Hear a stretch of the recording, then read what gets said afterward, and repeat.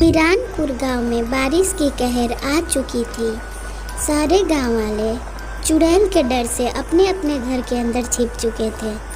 उसी बारिश में अपने घर शहर से रानो की दो बेटियां सुंदरी और रूपा जा रही थी।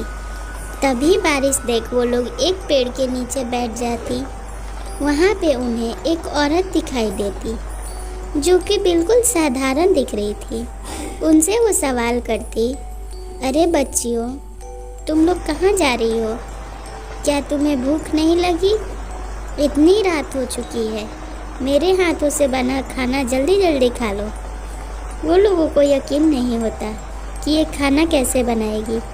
देखते ही देखते वहाँ पर चूल्हा में आग जलने लगता और बारिश और जोर से आंधी तूफान होने के कारण भी वो आग नहीं बुझता। वो औरत लगातार खाना बनाते रहती। रूपा और सुंदरी चकित ही रहती कि वो खाना खाना शुरू भी कर देती और हंसते हुए कहती, अब भरेगी मेरी पेट। अच्छा हुआ, कहाँ बारिश हो रही है? कौन सी बारिश की तुम लोग बात कर रही थी? इतना कह वो पोटली लेके उन दोनों के करीब जाती और उन्हें निगल जाती। निगल के वो फिर सुंदरपुर गांव की ओर निकल जाती। एक घर के पास जा रुकती। रामू शहर से मेहनत करके वापस लौट रहा था।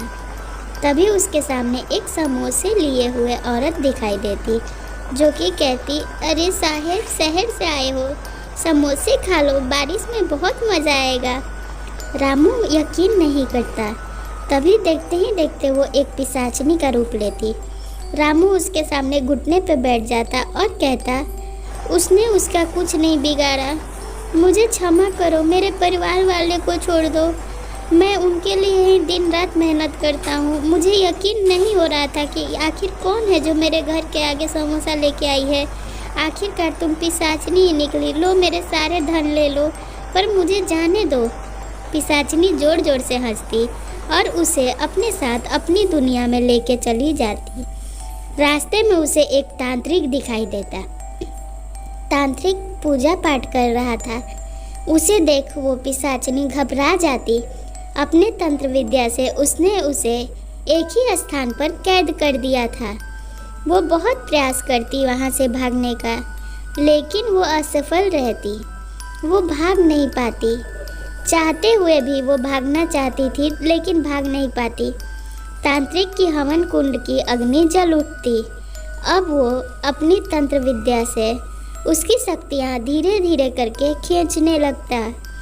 पिशाचनी बहुत घबराती और चिल्लाती, ये कहते हुए, देख तांत्रिक, आज मेरा पेट भरा हुआ है, हट जा मेरे रास्ते से। मैंने अपना शिकार कर लिया है, आखिरकार तू मारा जाएगा। लेकिन अब तांत्रिक उसकी बातों पर ना ध्यान देते हुए आखिरकार उस पिशाचिनी को अपनी अग्नि में कैद करने में सफल हो जाता। उसमें वो जल के भस्म हो जाती। वहाँ पर गांव वाले आते और तांत्रिक को देख कहते, बाबा जी, आपने बहुत बड़ी काम की है। वो पिशाचनी को मार डाला जिसने हम लोगों को जीना मुश्किल कर दिया था। बारिश की कहर में वो हमेशा अपना असली रूप दिखाया करती थी। अब तो हमारे गांव में बारिश भी होती थी तो हमें घबराहट सी होने लगती थी। हमने बारिश के मौसम का ही नाम रख दिया था भूतिया बारिश। तांत्रिक उन्हें समझाता कि अभी भी वो पिशाचनी का साया तुम्हारे ऊपर से गया नहीं है। कल सुबह होते ही हमें उसकी आत्मा की शांति की पूजा करनी होगी और उसकी आत्मा को कैद करके मुक्ति दिलाना होगा, वरना वो पिशाचनी बहुत खूंखारनी थी।